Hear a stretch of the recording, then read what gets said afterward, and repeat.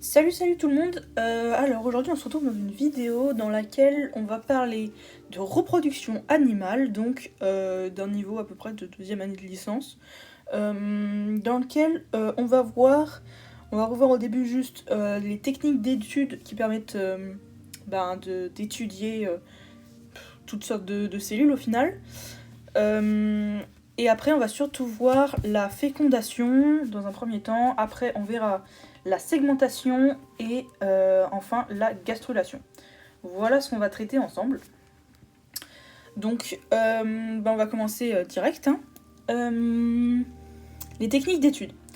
Alors, pour visualiser l'expression d'un gène, un peu ce qu'on veut, il y a plusieurs méthodes. Alors pour visualiser l'expression de l'ARN messager, donc attendez, je vais l'écrire. Hop. De l'ARN messager, et on peut utiliser un Northern blot par exemple.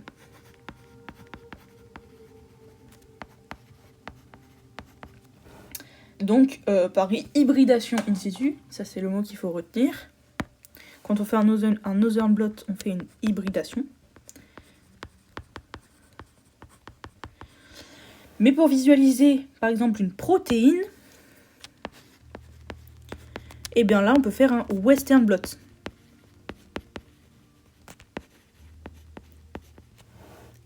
Et quand on fera un Western blot, ça s'appellera de l'immunomarquage.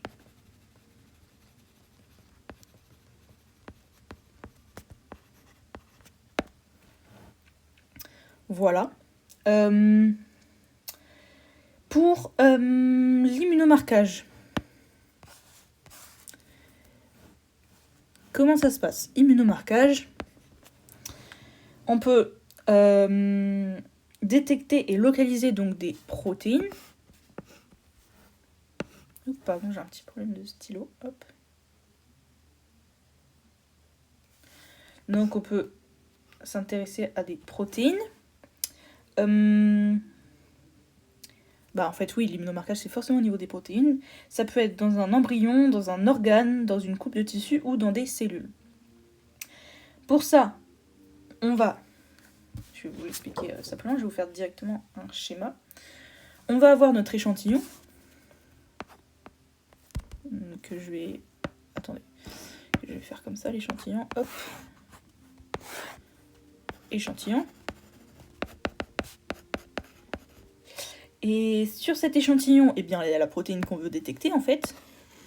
Hop, la petite prote. Sur laquelle il y a un épitope.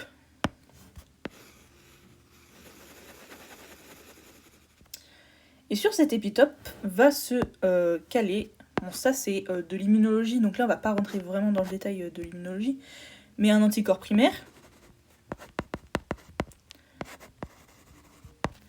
Sur lequel va, encore une fois, se positionner un anticorps, cette fois-ci secondaire, que je vais mettre de cette couleur. Hop, un anticorps secondaire, comme ça.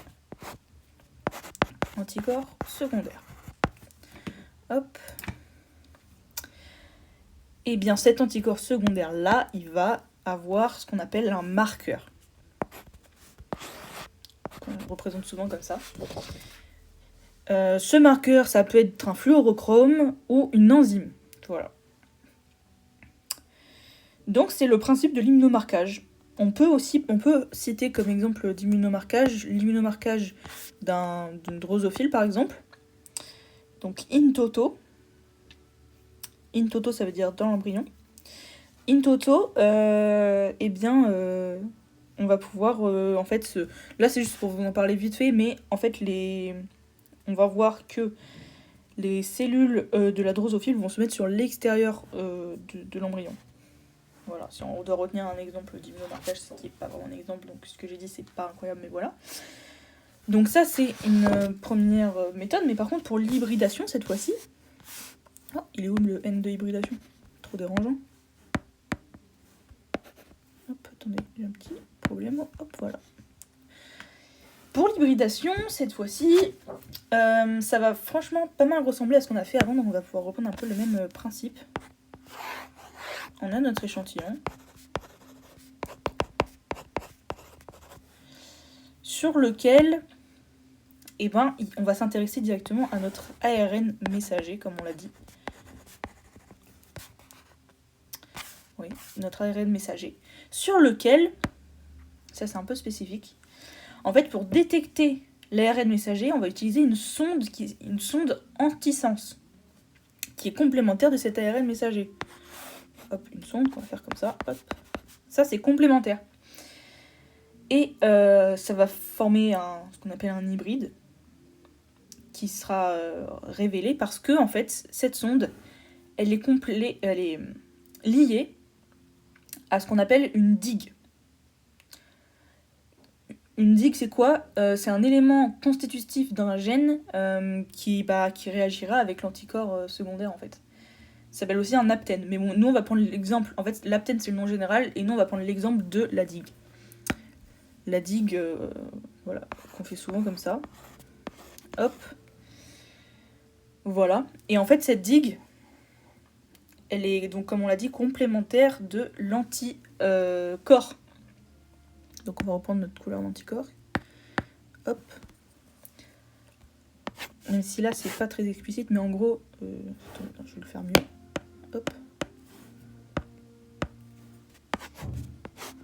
Ça c'est l'anticorps secondaire. Et en fait là, encore une fois, sur cet anticorps secondaire, va y avoir notre... Mince, pardon. Comme on l'avait fait, notre marqueur qui sera comme ça. Pardon, et du coup, ça va nous permettre de se révéler à l'observation microscopique. Voilà le concept de l'hybridation in situ. Hop. Donc nos deux techniques, c'est ça. Et si on doit parler maintenant cette fois-ci de modulation, d'expression et de fonction. Donc pour jouer sur cette modulation, on peut faire plusieurs choses sur le chemin. Alors le chemin c'est quoi ? Le chemin c'est pour aller d'un ADN jusqu'à un certain phénotype. Et bien pour aller de l'ADN, attendez, je vais vous le faire. Ça c'était notre premier truc. Pour aller de l'ADN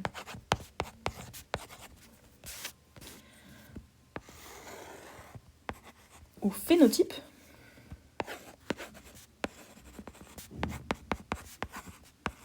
on peut faire plusieurs choses sur le chemin. Déjà, c'est quoi les étapes ? ADN qui va devenir, on fait un petit rappel vite fait, ça fait pas de mal. ARN messager qui va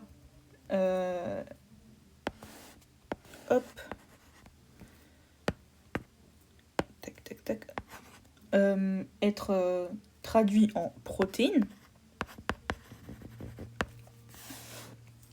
Protéine qui va pouvoir avoir une fonction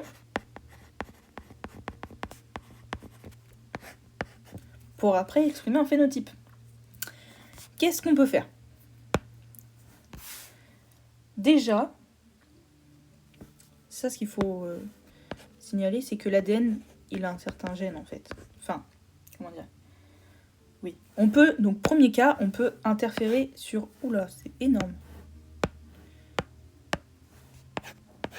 Sur le gène. Donc, qu'est-ce qu'on fait concrètement ? On peut inhiber, comment je le dis, l'expression d'un gène.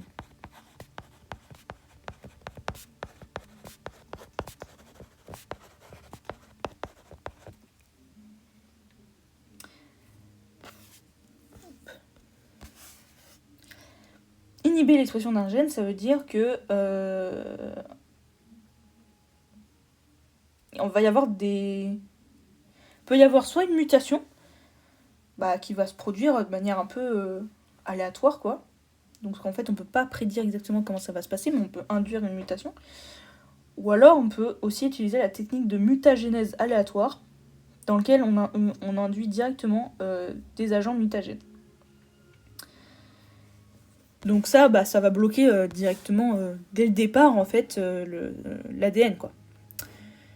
Mais ce qui peut aussi se passer, c'est de bloquer la traduction qui va se passer ici. Oups. Hop. Inhiber la traduction.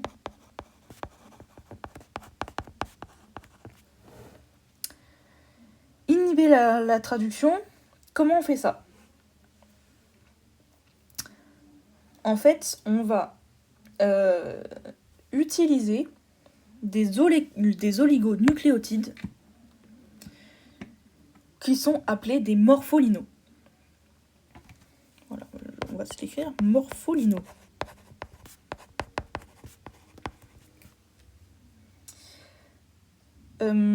Morpholino qui est, ça faut le retenir, mais qui est complémentaire de son ARN cible.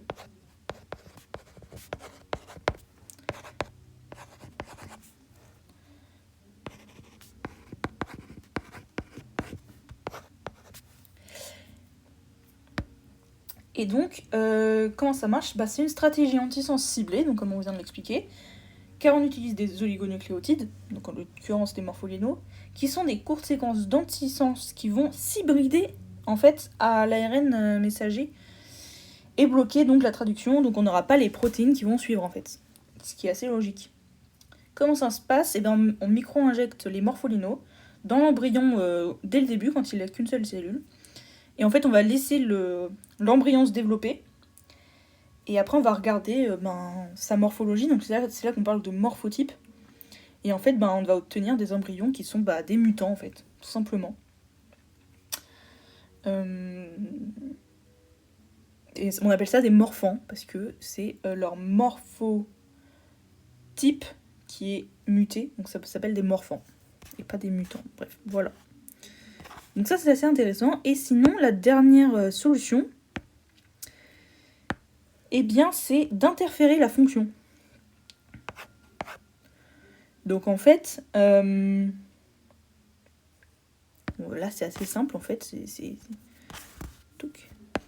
Oh, toujours la même bêtise. Hop. On va utiliser des anticorps bloquants.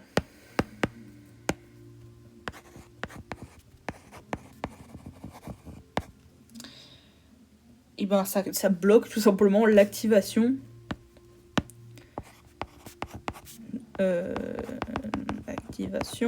de la molécule. Voilà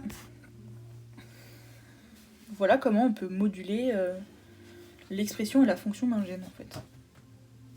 C'est assez intéressant. On va s'arrêter là pour cette partie du cours. Là je pense qu'on a les choses essentielles. Je vais pas revenir sur les noms des modèles d'études, mais ils sont assez simples, hein. Enfin, assez simple, c'est juste du par cœur. Donc, concernant ces modèles, si on doit faire une petite conclusion, en fait, le développement d'une cellule, c'est la mise en place de structures différenciées, organisées et fonctionnelles à partir d'une seule cellule œuf. Donc tout est coordonné et ordonné, le développement embryonnaire est progressif et continu, et il y a activation ou répression des gènes de façon spatio-temporelle. Voilà, et concernant les modèles, il n'y a pas de modèle idéal en fait, on utilise ceux qui sont le plus appropriés à la situation en fait. Voilà pour cette partie. Hop, on va l'encadrer. Hop, touc.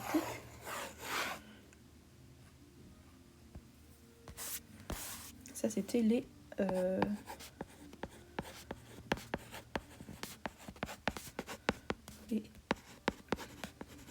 techniques.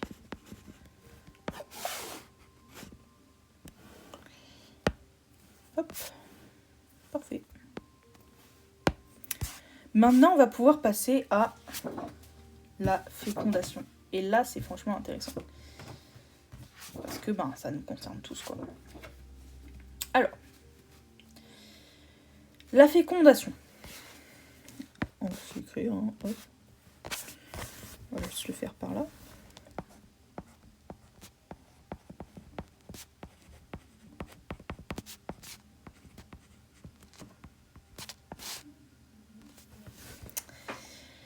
La fécondation, c'est quoi? C'est l'union de deux gamètes haploïdes, donc de deux gamètes qui sont N, on va dire, N plus N, donc qui viennent de la méiose bien sûr, qui va nous produire ce qu'on appelle un zygote, et qui sera diploïde, donc 2N.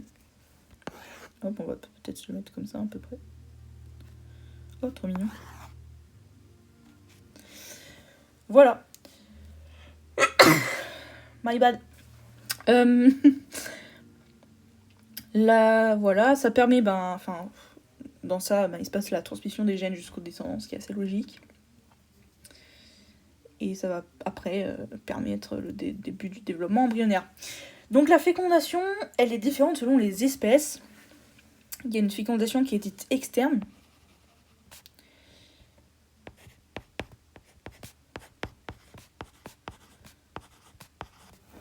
Ça va... Ah purée, j'en ai mis là, pardon.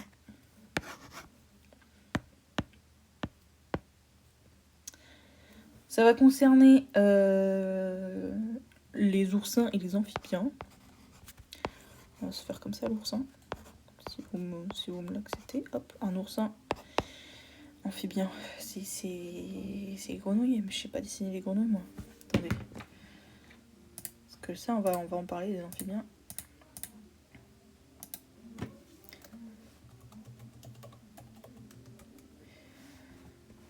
Bon, on va se faire peut-être quand même une petite grenouille.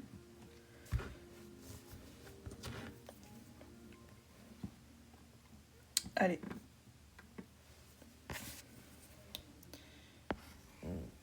Touc.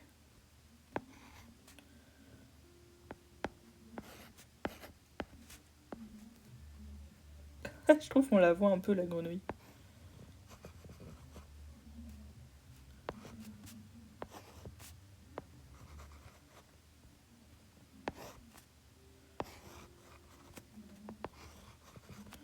Voilà. C'est horrible. Bref, c'est pas ça qui est important. Ce qu'il faut retenir, c'est que c'est pour les grenouilles et les oursins.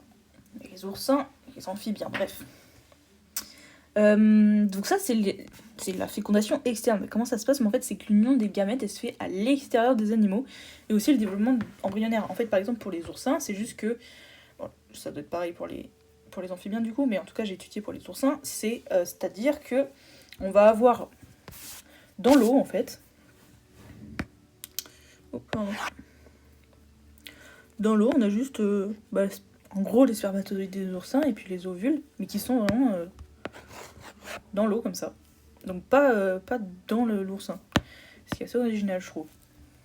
Et après, on peut aussi avoir une fécondation interne, qu'on connaît tous.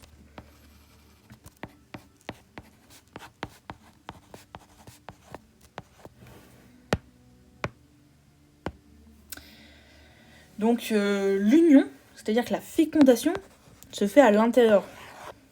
Donc spermatozoïde et l'ovule, les gens disent vraiment comme ça. L'union se fait à l'intérieur de l'appareil génital féminin. Enfin, en fait, ouais, c'est mal fait d'ailleurs. C'est très mal fait même. C'est-à-dire que c'est plutôt que ça, c'est l'intérieur de la femme, si on peut dire ça comme ça. Et le spermatozoïde, il va rentrer dans l'ovule, quoi. Mais tout ça à l'intérieur. Mais ce qui est assez rigolo, c'est que on peut avoir une fécondation interne, mais un développement embryonnaire externe. Bon, c'est assez... Enfin, je vais m'expliquer, mais la plupart du temps, c'est une fécondation interne et un développement interne aussi. Donc hop, on va avoir le petit bébé qui sera à l'intérieur aussi, en fait. Mais ça peut être... Donc là, c'est interne, le développement interne, mais ça peut être aussi externe. C'est le cas de quoi? C'est le cas de tout ce qui fait des œufs, en fait. On va avoir ça, là. On va avoir ça, là. Mais on va après avoir à un moment, l'animal, donc on peut peut-être faire une poule. La poule, magnifique poule. Oh, pardon, j'ai plus de place. Eh bien, elle va faire des œufs. Dans lequel, après, là, l'embryon va se développer. Hein. Voilà, on peut faire un petit bébé poule.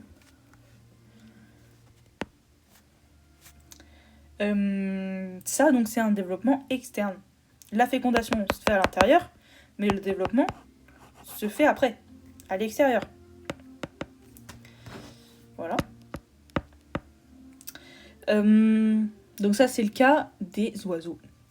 Alors que ça, c'est le cas des mammifères. Hop, on se fait un petit cochon. Je sais pas très bien faire les cochons. Non, comment tire cochon, c'est pas ça. Voilà. Horrible, juste horrible. Voilà, petit cochon. Donc en fait, voilà, c'est tout ce qu'il y avait à dire. La fécondation, et ben en fait, elle est déterminée par un endroit précis et une période précise. C'est-à-dire que il y a un moment où l'ovule est fécondable et il y a un endroit forcément, ce qui est assez logique, où l'ovule est fécondable. Pour la période, ben on le sait tous, on a les femmes qui m'écoutent ont leurs règles, et elles ont une période d'ovulation. C'est pas pour rien. Et aussi concernant la période, ben, les gamètes, elles ont une certaine durée de vie, c'est pas indéfini quoi. Le spermatozoïde, voilà, il a une durée de vie de 2 jours, l'ovule il a une durée de vie de 12 à 14 heures, bon bah voilà, c'est pas infini quoi. Voilà s'il fallait savoir. Ah ok, là on va parler de ça. Donc ça c'était voilà la base des bases. Comment on arrive des gamètes toutes seules jusqu'au développement de l'embryon. Qu'est-ce qui se passe? On va mettre ça un peu comme en titre. 4 événements. C'est comme ça là d'ailleurs. 4 événements du contact jusqu'au développement embryonnaire.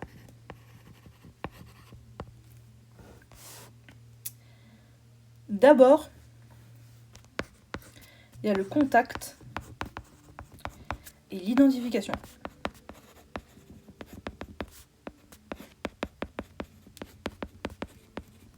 C'est quoi? C'est juste que on va avoir notre ovule et notre spermatozoïde, hop, contact. Voilà, ça c'est la première étape. Il se passe quelque chose, il y a un truc qui se passe. Après, qu'est-ce qui va se passer?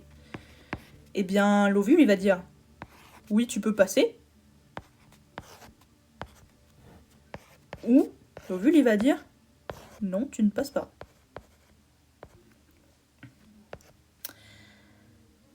Ça régule la pénétration du spermatozoïde.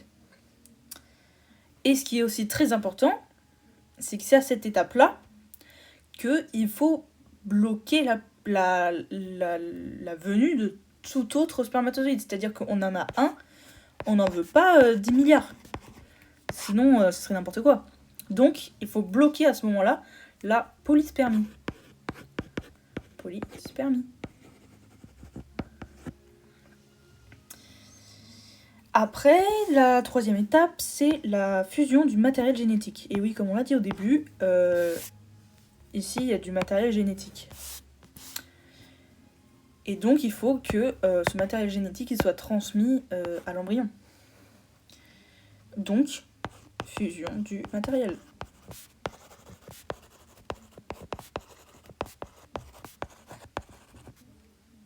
Voilà. Et donc bah oui, voilà, c'est un peu tout ce qu'il faut savoir de cette étape, c'est que les deux vont devoir fusionner. Et après, la quatrième étape, c'est l'activation du métabolisme. Donc, activation du métabolisme pour que le développement embryonnaire se fasse. Hop, du métabolisme.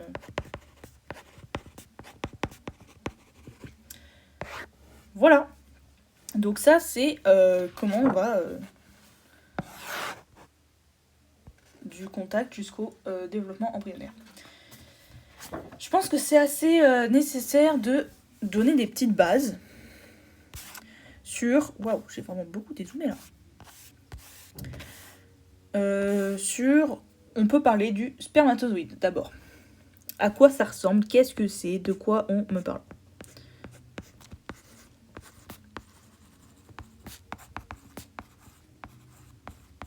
On sait tous à quoi ça ressemble. Globalement, c'est un truc un peu comme ça.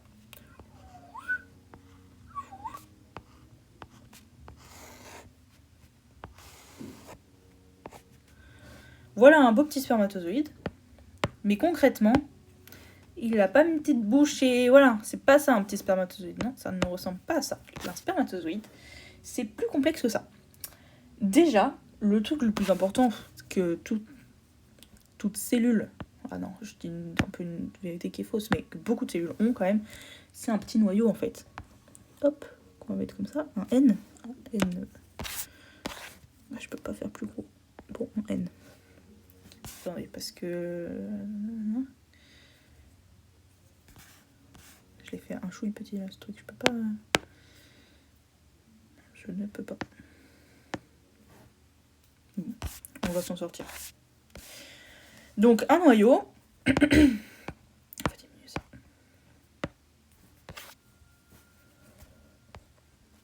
Un noyau, ça c'est le truc le plus important. Ça aussi... En fait, tout est important parce que sinon la vie ne créerait pas des choses qui sont inutiles. Hein. On va le faire en violet, tiens. Non, je viens de le faire. On va le faire en rouge parce que c'est important. On a ce qui s'appelle l'acrosome. L'acrosome, c'est cette partie-là. Là. Hop, en rouge.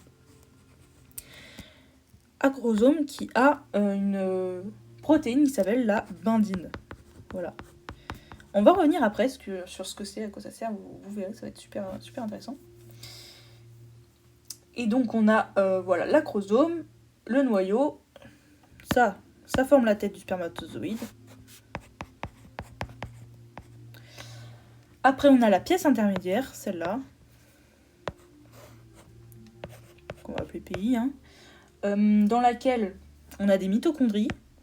Que j'adore faire en violet clair. Donc, on va le faire en violet clair, mitochondries. Hop, on va en faire une. Une petite mitochondrie. Hop, c'est mal fait. Et on a aussi un centriole. Bon, centriole, hop, je fais juste comme ça. Un petit centriole. Voilà ce qu'il y a dans la pièce intermédiaire. Et on a ce qu'on appelle la queue. Donc tout le reste là. Et cette queue, elle est faite de quoi? Elle est faite de tubuline et de dinéine.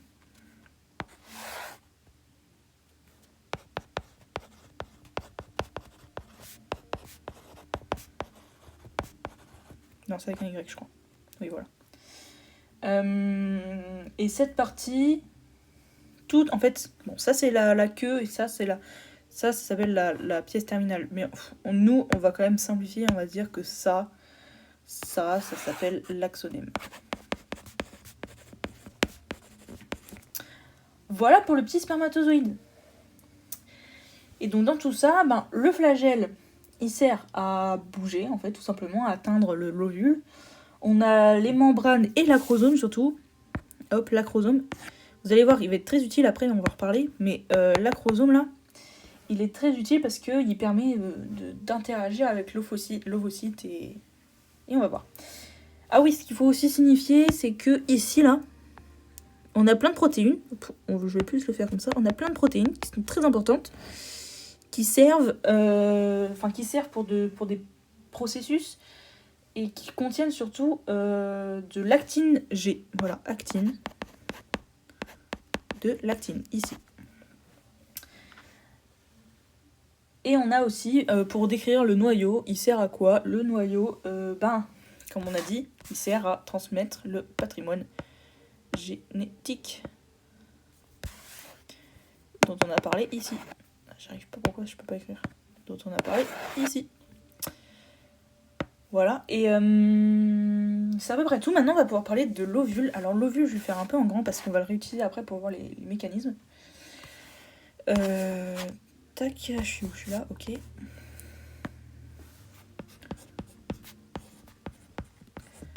l'ovule. Ce que j'ai... Ouais. Il faut que je fasse l'ovule de l'oursin et l'ovule des mammifères. Parce que moi, dans mon cours, c'est les deux types d'ovules que j'ai vus. Les deux types de fécondation en entier que j'ai vus. Donc, on va faire l'ovule de mammifères.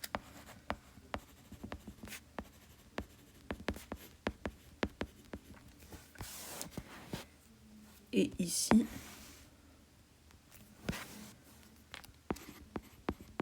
ovule, oh je sais pas écrire, excusez-moi, hop, d'oursin.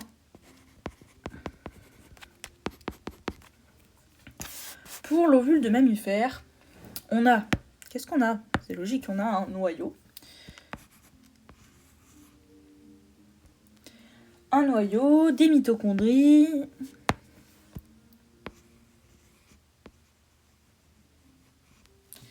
du réticulum granuleux. Granuleux, il est bien granuleux celui-là. Hop, on en fait un peu plus parce qu'on est paradin. Hop. On a du Golgi. On a des granules corticales. Voilà, qui se baladent comme ça. À l'intérieur de quoi? À l'intérieur du cytoplasme, pardon, que j'aime bien faire en bleu. Tac, tac, tac, hop. On fait comme ça. Voilà. Oh, c'est un beau rond. Mince, j'ai raté. Et donc ça, c'est le cytoplasme. Je vais quand même écrire les légendes, hein, quand même. RG, Golgi, les granules corticaux. Et ce qui est assez particulier, c'est que ce cytoplasme, il fait des microvillosités, ça s'appelle. C'est-à-dire que, bon, je vais pas le dessiner partout, mais en gros, il fait des trucs comme ça. Hop. Bon, au final, je vais clairement le faire partout.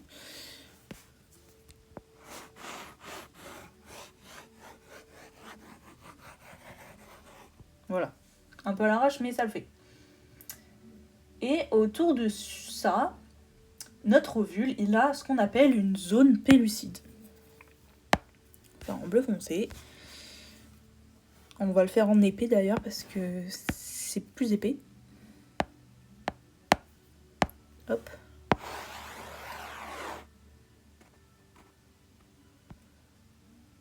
Ouais, pas trop mal. Non, attendez. On a la place de dessiner quand même. Bon, pas mal. Donc voilà notre zone pellucide.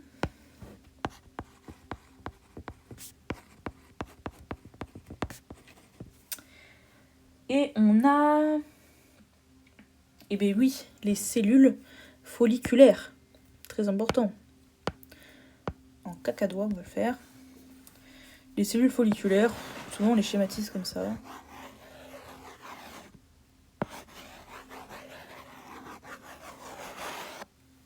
Voilà, les cellules folliculaires. Et dans ces microvillosités, on aura notre premier globule polaire. Ça confère les autres chapitres, mais ça c'est important, il y a un globule polaire. Voilà pour l'ovule de mammifère. Maintenant, l'ovule d'oursin, on va voir qu'il y a des similitudes quand même. On va... Non, en fait, on va vraiment recommencer depuis le début. On a l'équivalent d'un noyau qu'on appelle la vésicule germinative.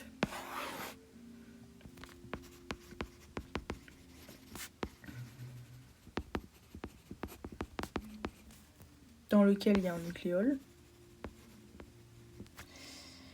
C'est l'équivalent du noyau, la vésicule germinative, hein, franchement.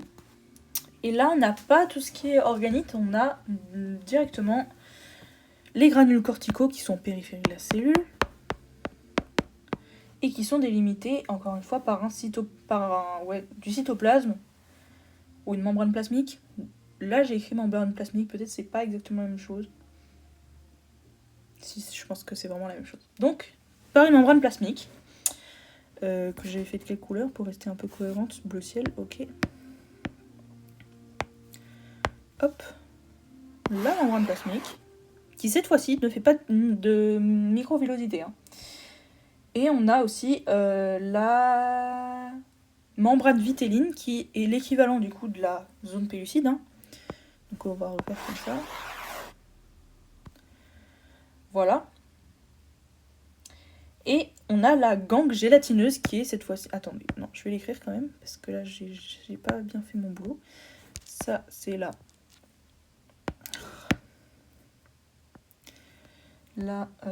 zone pellucide, on a dit.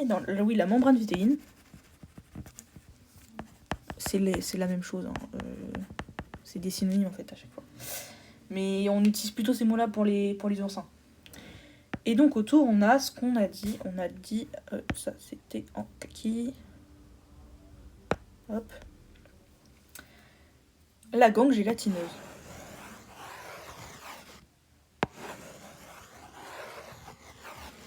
Voilà.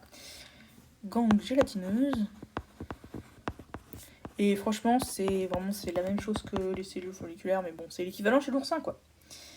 Voilà pour nos petits ovules. Il y en a un qui est clairement plus beau que l'autre. Attendez, je vais me refaire le petit oursin quand même. On n'est pas des bêtes. Bon, voilà. Qu'est-ce qu'il faut savoir ? Ouais, les membranes, ouais, donc la membrane vitelline ou la zone pellucide, c'est ce qui sert de protection. Chez l'oursin, on appelle ça une gangue gélatineuse car le développement est externe, et oui, c'est vrai. Ah ouais, on a ici, j'ai pas dit, mais on a ce qui s'appelle l'espace périvitellin. Voilà, c'est assez bien, ça porte assez bien son nom.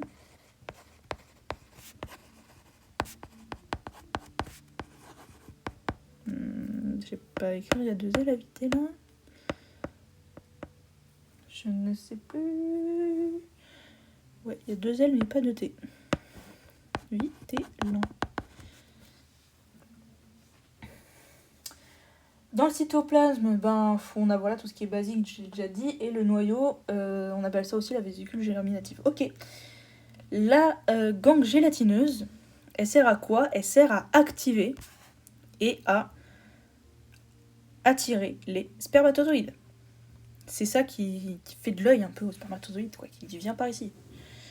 La membrane vitelline, elle est très importante pour reconnaître et fixer le spermatozoïde. On va le voir juste après, là, vraiment, ça arrive. Hein. La membrane vitelline, la membrane plasmique, elle sert à quoi ?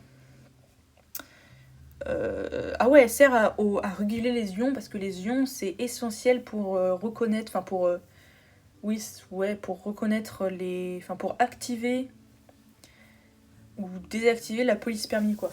Pour réguler la polyspermie, en quelque sorte. Et voilà, et le noyau, on l'a déjà dit, il apporte le patrimoine génétique, et le cytoplasme, il a des facteurs chimiques. Voilà, pour le résumer comme ça. Si on commence avec l'oursin, tiens. Comment notre ovule est fécondé ? C'est très simple. Attendez, juste la gangue, faut que je vais la mettre à côté pour pouvoir bien écrire là, parce que ça va être très important. Hop, gangue.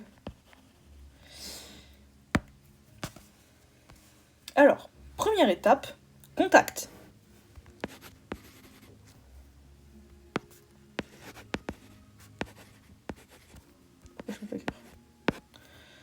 Première étape, contact. Avec la gangue, et oui. Qu'est-ce qui se passe ? Il se passe que notre petit spermatozoïde, on va faire comme ça.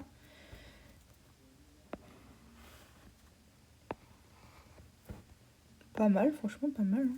Mince.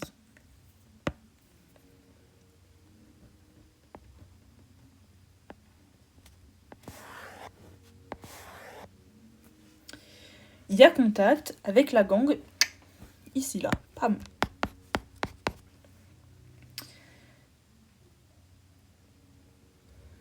Comment est-ce que d'ailleurs le spermatozoïde est attiré ? Parce que la gangue là, elle produit ce qu'on appelle des protéines Resact. Et ça attire. C'est très sexy pour le pour le spermatozoïde. Il se dit exact, ça me donne trop envie de venir. Donc on va reschématiser pour se rappeler que notre spermatozoïde, il a un noyau ici, il a l'actine ici,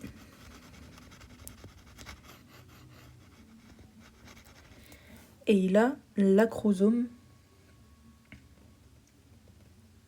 Ah non, d'ailleurs, il faut que je sois logique parce que je l'avais fait en rouge. Mon actine, non, mon acrosome. Ouais, acrosome ici. On a l'acrosome ici et on a l'actine. Hop, toujours ici comme on l'a dit avant. Donc voilà la première étape. Deuxième étape, c'est quoi? C'est la réaction acrosomiale.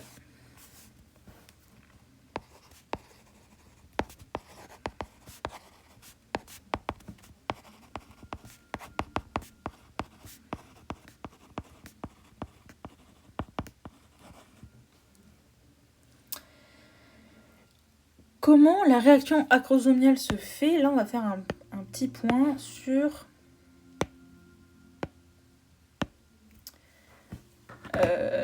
ZP2, ZP3. Attendez, avant, il faut juste que je fasse une toute petite recherche. ZP2 et ZP3. Ouais, c'est ça. C'est des protéines. Ok, c'est bien ça. ZP2 et ZP3, c'est des protéines. D'ailleurs, je sais pas ce que c'est leur acronyme. Là, j'aurais bien aimé, mais je ne trouve pas leur acronyme. Donc bon. Protéines ZP2 et ZP3. Alors, la ZP2, elle sert à... Non, d'ailleurs, j'ai oublié de le dire avant. C'est que ici... Ok, pardon, excusez-moi. Dans cette première étape, on a le ZP3 qui accueille le... tout ce qui est... Enfin, ce qui est le spermatozoïde, quoi. Le ZP3, hop, on va lui faire une petite casquette, tiens. Petit bug, j'arrive. Le ZP3, hop, il a la casquette de l'accueil. ZP, purée, c'est trop petit. ZP3. Il accueille le truc, quoi. Hop. Et ZP2, elle sert à accompagner, et en gros, ouais, c'est ça, à maintenir le spermatozoïde pendant qu'il essaie de rentrer dans l'ovule, en fait. Là, ZP3, je fais des petits points partout, c'est horrible. ZP3, il fait quoi? Comment je pourrais schématiser? Il sert un peu de support, quoi. Hop, ZP3, il est là, il est en soutien, il aide. Non, ZP2, purée. ZP2.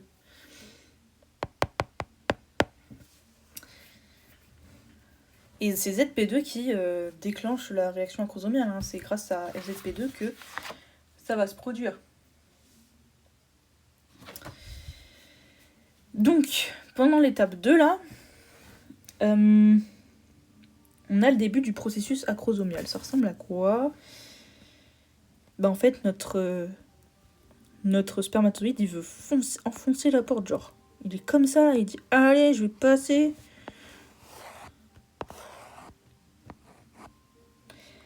Et ce qui se passe, c'est que c'est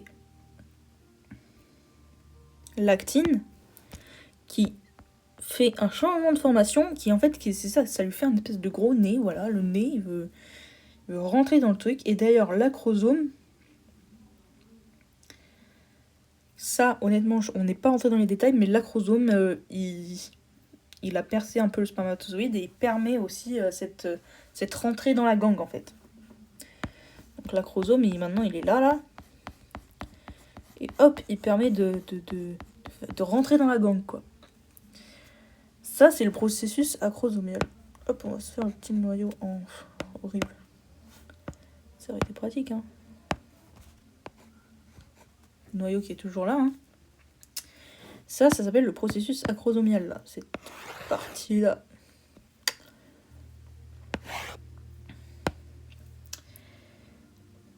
Et c'est vrai que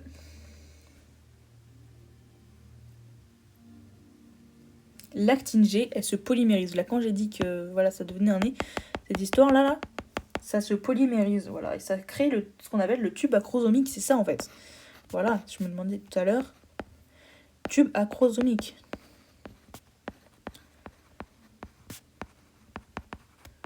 Voilà. Qu'est-ce qui se passe après ? Bah après, ça suit son cours, quoi. Comment je pourrais faire ça ? Je vais faire ça en blanc, tiens. Ça en blanc, j'ai mal articulé. La gangue, elle est digérée. Je vais en profiter parce que ce sera pareil pour après. Hein.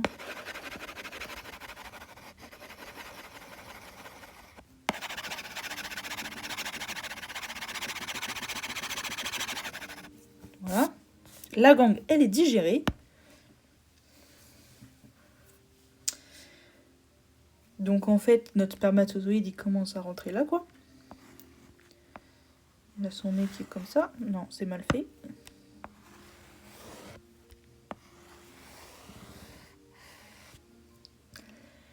Donc on a toujours l'actine qui est dans le nez, là, on pourrait dire ça. Tchac.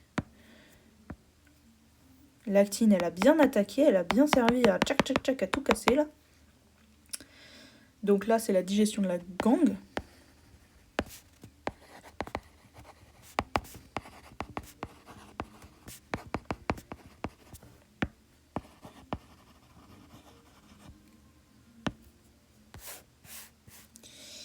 Voilà.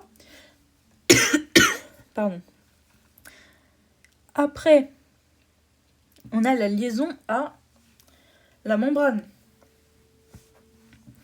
C'est-à-dire que, hop, le nez est collé là. Oh, purée, je fais toujours une boulette.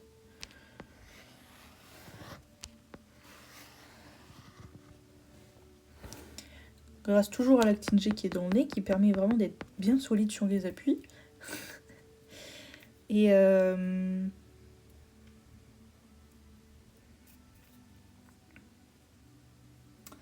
c'est là qu'elle va nous servir la bindine qui est toujours présente autour là. En fait, la bindine qui est là,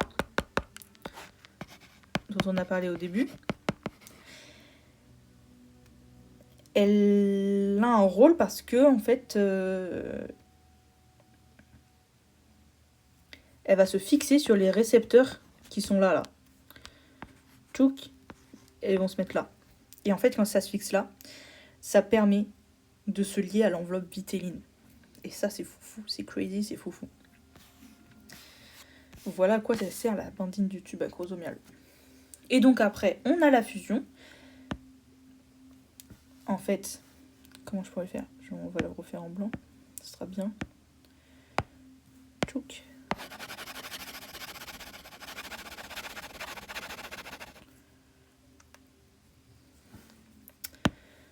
On arrive à la fin là. Hein. Tchouk, tchouk, tchouk. Mon spermatozoïde est de plus en plus moche, mais en gros, ça fusionne quoi. Fusion. Pow, pow, pow. Donc, l'acrosome est... Ouais. Attends, qu'est-ce que je voulais dire ? Non, l'actine. L'actine, hop. Tchouk, tchouk, tchouk, par là. Et ça va permettre, attendez, j'ai même pas mis l'étape. Là, c'est 4 liaisons à l'enveloppe. Là, c'est 5 fusions. On se rappelle que là, il y a toujours notre noyau, hein. On n'est pas des bêtes. Il n'a pas disparu. Tous ces petits noyaux trop mignons. Et puis, hop. 5e et 6e étape. Activation ovocytaire. C'est simple. Voilà, après, c'est juste de la mémoire de retenir ça, mais c'est pas très compliqué. Attendez, je vais boire, j'ai un peu soif. Franchement, c'est pas non plus ultra complexe, quoi. Donc voilà pour l'oursin. Voilà, voilà, comme disent les Jones. Maintenant, on va pouvoir s'intéresser aux mammifères. mammifère, vous allez voir, ça va ressembler, hein, en fait. D'abord, je vais commencer par là cette fois-ci. Purée, il a une latence de mise en veille, mon stylet, c'est un truc de fou. Est-ce que ça nous intéresse? Pas du tout. Allez. Étape 1. Reconnaissance.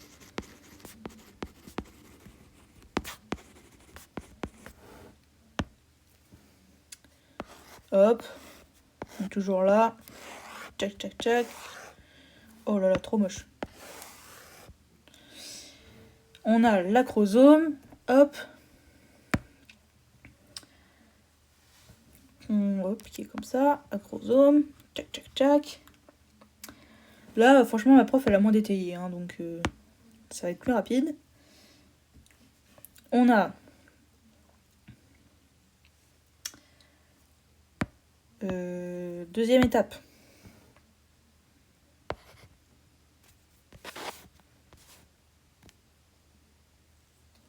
Réaction acrosomique.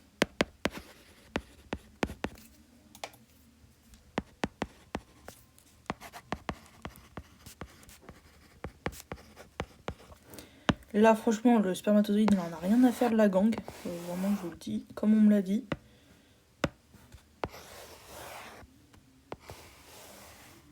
Trop moche. Parce que on a une réaction acrosomique, encore une fois.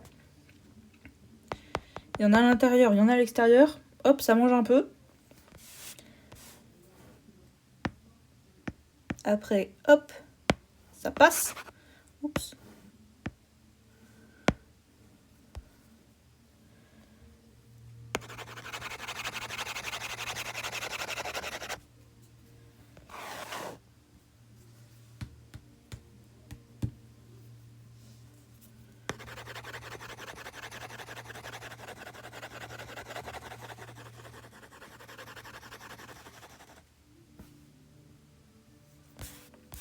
Voilà, on est bon. Donc, ça peut passer la zone pellucide et la membrane parce que notre petit spermatozoïde, il a libéré des hydrolases. Sans rentrer trop dans les détails. Hydrolase. C'est bon.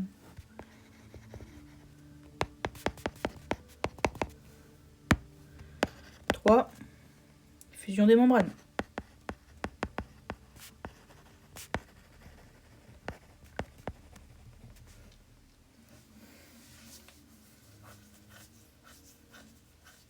Voilà. Et après, on a une réaction corticale. 4. Réaction corticale.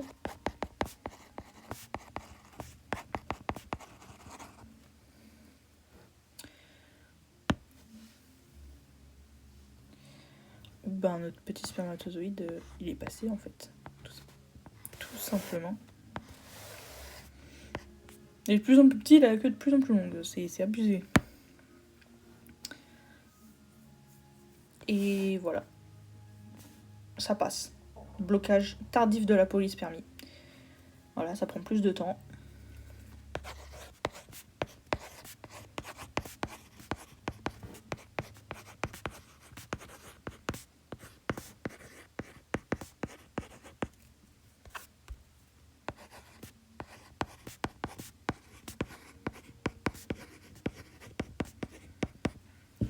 Voilà. Maintenant. Ouais, voilà, on a fini pour la fécondation chez l'oursin et chez le mammifère. Concernant le spermatozoïde dans l'ovule, la chromatine du noyau du spermatozoïde se décondense très rapidement. La membrane nucléaire se disperse et le volume du noyau augmente, ça crée un pronoyau mâle. Pour l'ovule, il est devenu haploïde. Le noyau de l'œuf présente une chromatine condensée, c'est ce qu'on appelle le pronoyau femelle. Il y a migration des pronoyaux, les membranes plasmiques nucléaires fusionnent, la membrane nucléaire est unique, le noyau est diploïde et il y a réplication de l'ADN. Voilà, alors concernant l'activation du métabolisme de l'œuf, c'est pas parce qu'il y a fécondation qu'il y a tout de suite développement de l'embryon. Enfin, ça demande une activation métabolique. Et donc ça, c'est régulé par l'entrée du spermatozoïde. À cette entrée du spermatozoïde, il y a des réponses qui sont précoces. Donc l'entrée de Na+, ça entraîne le blocage rapide de la polyspermie. Il y a aussi une augmentation du Ca2+, intracellulaire, qui entraîne le blocage, cette fois-ci lent, de la polyspermie. Et voilà, c'est là qu'on a l'activation des métaboliques, donc notamment la biosynthèse des membranes. Concernant les réponses tardives, l'activation de la synthèse de l'ADN est assez tardive. Il y a assez tardivement l'activation de la synthèse de protéines à partir de l'ARN messager maternel, et on a la reprise du cycle mitotique. Tout simplement. Donc au final, les gamètes, c'est des cellules spécialisées concernant la fécondation. La gamète femelle est bloquée ou non en méiose. Concernant les étapes communes à la fécondation, il y a contact et identification des deux gamètes, régulation de l'internalisation du spermatozoïde, mise en commun du matériau génétique et activation du métabolisme de l'œuf. Et chaque espèce a un processus de fécondation très spécifique. Voilà pour la fécondation. Ah non, pas tout à fait, parce qu'il peut y avoir des anomalies. Et là, on va rigoler, là je vous le dis, on va rire. Anomalie.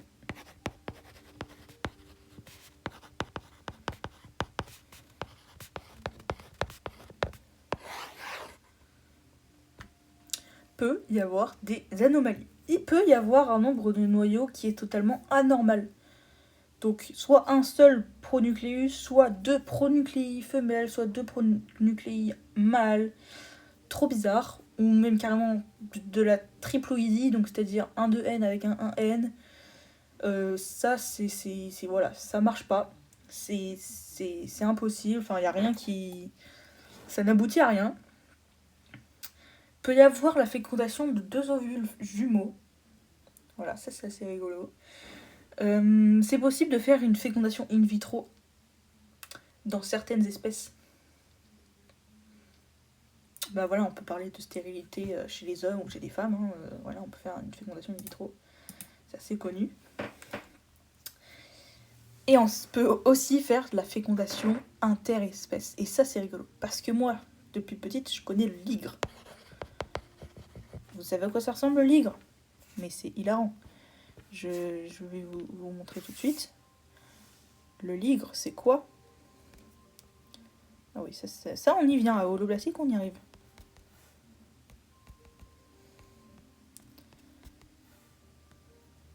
C'est trop beau. C'est un mélange entre un tigre et un lion. Hop, on se le met là. Il est trop beau.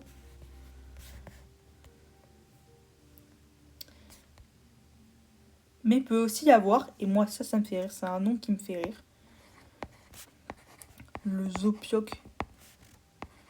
Mais qu'est-ce que c'est le zoopioque? C'est un... Alors zo, je pense que c'est pour zébu. Et on va dire que pioque, c'est pour yak. Et c'est... Zébu, yak.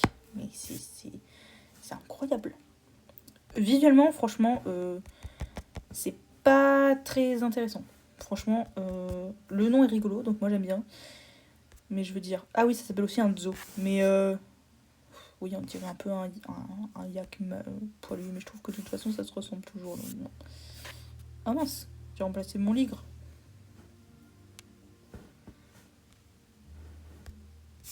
Attendez. Zoopioque.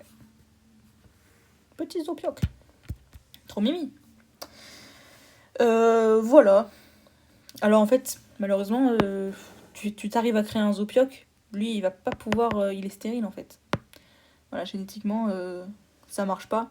Les chromosomes, ils arrivent pas à reconnaître puisque c'est pas dans leur patrimoine génétique de reconnaître des trucs qui sont pas normaux, quoi. Donc c'est pour ça qu'ils sont stériles. Comment je fais pour écrire?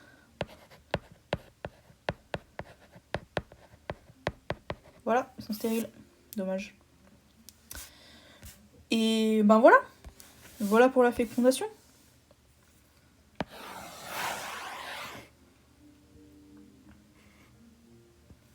C'est pas très beau ce que je propose. En fait, voilà. Pourquoi c'est aussi petit ça? La fécondation.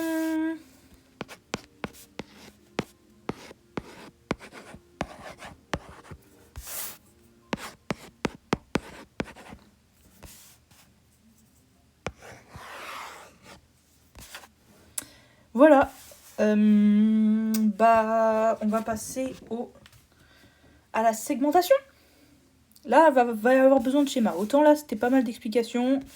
Mes petits schémas sont mimi, mais là, va falloir faire des dessins. Ça va dessiner. Parce que la segmentation, c'est un peu tricky. Et je suis pas architecte, moi, mais vous allez voir, ça va être compliqué. Allez, on se retrouve tout de suite.